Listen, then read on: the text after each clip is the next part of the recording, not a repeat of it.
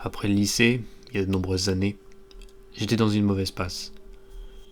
Ma tutrice m'avait mis à la porte après avoir obtenu mon diplôme. Elle ne m'a pas aidé à trouver un logement. Alors, j'ai vécu dans ma voiture pendant quelques mois.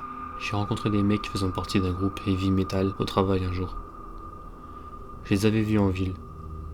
Tous mes autres amis savaient qui ils étaient. Tout le monde les aimait. Nous sommes devenus amis pendant quelques mois et ils m'ont proposé d'emménager avec eux. J'ai accepté. Avec le recul maintenant, j'aurais aimé rester dans ma voiture. Mes deux colocataires principaux étaient frères, nommés Andrew et Tyler. Ils étaient dans une bande. Ils croyaient également à l'occultisme et à tout ce qui était de ce genre. Je n'ai jamais vraiment cru à ces choses, mais je ne suis pas du genre à dire à quelqu'un à quoi il devrait croire. Ils m'avaient laissé vivre avec eux gratuitement pendant plusieurs mois, alors qui étais-je pour me plaindre? Étant la seule femme dans une maison pleine de jeunes hommes, je regardais toujours par-dessus mon épaule.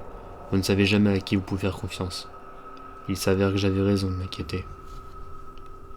Au fil du temps, leurs amis ont commencé à rester avec nous pendant de plus longues périodes, parfois des semaines. Leur ami était un autre groupe de frères, avec lesquels ils étaient allés à l'école ensemble. Ils étaient 5 frères au total, mais seulement 2 restaient avec nous régulièrement. Le plus jeune frère, Marc, était très poli. Il nettoyait après lui et aidait toujours aux tâches ménagères. L'autre frère, Adam, avait une longue liste de problèmes mentaux. Il avait apparemment consommé de mauvaises drogues à l'époque. Et il avait développé à ce qui ressemblait à une espèce de psychose religieuse. Il avait fait du temps en prison pour avoir agressé une femme avec une Bible. Il vous regardait souvent dans les yeux, et il disait qu'il pouvait voir comment vous mourriez. Une fois, il m'a dit que j'étais possédé par un démon, et que j'avais besoin que mon âme soit nettoyée. Tout le monde dans la maison savait qu'il avait ses problèmes, mais ils étaient leurs amis. Ils l'avaient aidé à traverser des moments difficiles, et lui avaient donné un logement. Sinon, il serait à la rue. J'étais toujours sur mes gardes avec lui, après des choses qu'il m'avait racontées. Personne d'autre ne semblait aussi inquiet que moi. Ils auraient dû l'être. Un jour, je dormais quand mon téléphone sonna. C'était mon patron. Il me demandait si je pouvais venir au travail 1 heure plus tôt. Il n'était que midi. J'étais fauché et je n'avais rien de mieux à faire. Alors, j'ai dit oui. Je me suis levé et j'ai commencé à préparer à partir.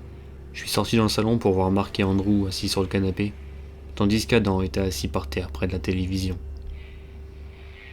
C'était assez courant, alors je me suis occupé de mes affaires. Je leur ai dit au revoir et je suis parti travailler.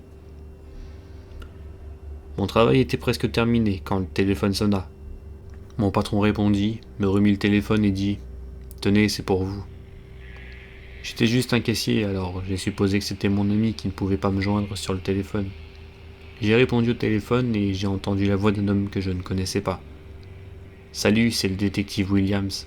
Quelque chose s'est passé dans votre appartement aujourd'hui et nous avons besoin que vous veniez à la gare pour en parler. » Je suis parti du travail immédiatement. J'avais supposé qu'un des frères avait été arrêté pour trafic de drogue ou un truc du genre. J'avais vraiment tort.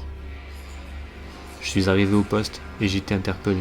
Un officier m'a escorté dans une petite pièce froide avec une caméra. Il m'a donné une bouteille d'eau et m'a laissé seul pendant environ 30 minutes. Il est revenu et m'a informé qu'Adam avait poignardé et tué Andrew vers 13h. J'étais choqué. Je venais de quitter la maison 1 heure avant et tout semblait aller bien pourtant.